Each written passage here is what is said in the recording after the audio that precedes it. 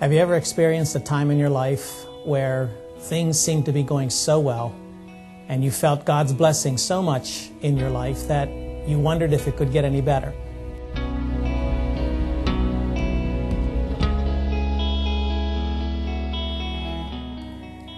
Some time ago, back in early 1993, I had one of those euphoric experiences.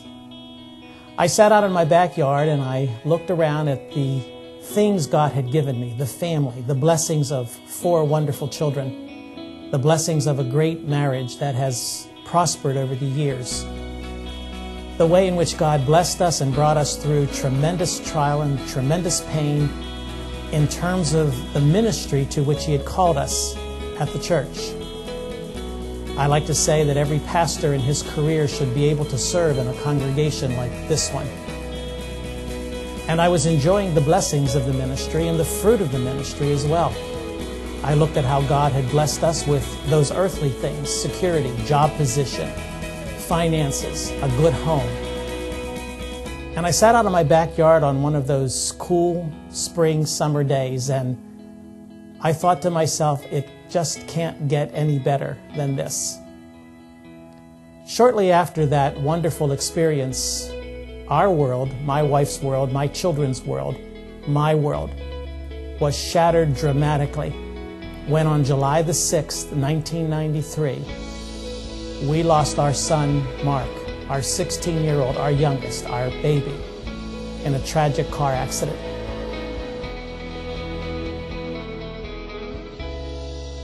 We received that call that is every parent's nightmare from the hospital telling us that our son had been in an accident and that he was in critical condition.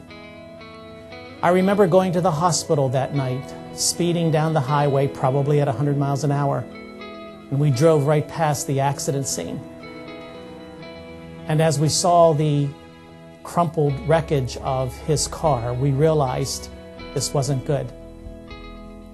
When we got to the hospital, I watched that nurse at the emergency station. I had been there on many occasions myself as a pastor, helping and ministering to others who were in similar tragic situations. And I knew the routine. I knew, for example, that if the nurse had gone in a certain direction upon the arrival of the family, we were going to see the patient. But I also knew that if she went in the other direction, the opposite direction, we were going to what I call the death room. And I watched those first movements and realized we were going to go to that death room.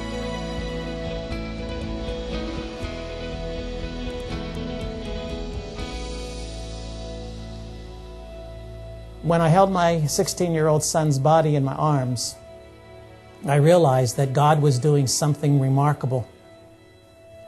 I remember crying out to Him that if everything I preached was true over those many years of ministry, He would have to show me, because at that point I did not believe it. I felt as though God had crossed the line and that this suffering, this horrible, horrible pain would never go away. I wish I could say to you today it has gone away. But the fact is that it never will. There is never such thing as closure when you lose a loved one, especially in such tragic situations. For over 25 years, I had taught women that they could trust God in the darkness, that when life came at them hard or when tragedy struck, that God brings beauty from ashes, that He is the builder of broken walls. But that terrible, horrible night, I concluded I had to have lied to those women. How could God ever give me joy again? Why would I even want to get up in the morning? The next 2 years of Mark's life were to be our special time with him. He would be a junior and then a senior in high school, and I think we were even more excited about that time with him than he was. Only a couple more years to prepare him for life, and now that was gone. Even today, even last night, Chuck and I were remembering a special moment with Mark, and we were in tears. Grief is a constant companion, and yet we needed someone to help us as we were forced into that terrible land of grief, that foreign country where we didn't know the language, we didn't know the customs, we didn't know how to navigate the darkness. We needed somebody ahead of us to help us.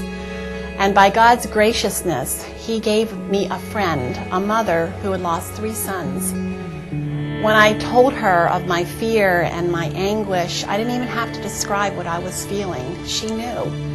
And she encouraged me to be honest in that wrestling with God, to be honest with my questions. She said He is not afraid of those questions. He even invites them. And that if I would continue to be honest with Him, no matter how painful my feelings were, that He was holding me tightly in His grip, and someday I would understand His love in a way I never did before. That conversation gave me the freedom to be honest in my sorrow. Out of that sorrow came the desire to be that person for somebody else, to be that person who calls back and says, even in this darkness, God is sovereign and you can trust Him. Because without that anchor, we would never have survived. We would never have purpose or joy in knowing that even in death, God can bring beauty.